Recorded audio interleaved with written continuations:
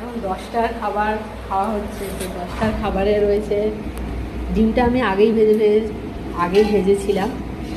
এটা হচ্ছে মাছ ভাজা রয়েছে পেটি, আর ডিম ভাজা, আলু সিদ্ধ আর ডাল। এই হচ্ছে আমাদের আজকে 10টার টিফিন। এই দিয়ে খাওয়া হবে।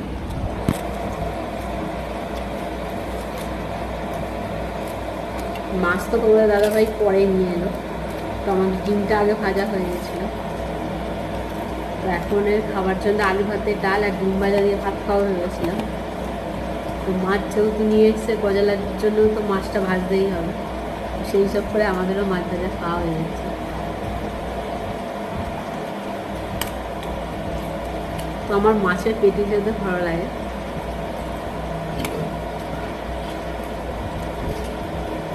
তো গরম গরম মাছ ভাজা, আলু সিদ্ধ, ভাত, ডাল, খুব সুন্দর খাবার।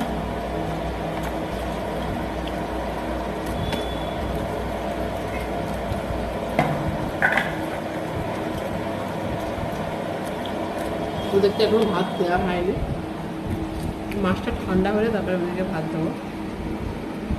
ওরা ওখানে বসে রয়েছে, আর ছোটোটা এইদিকে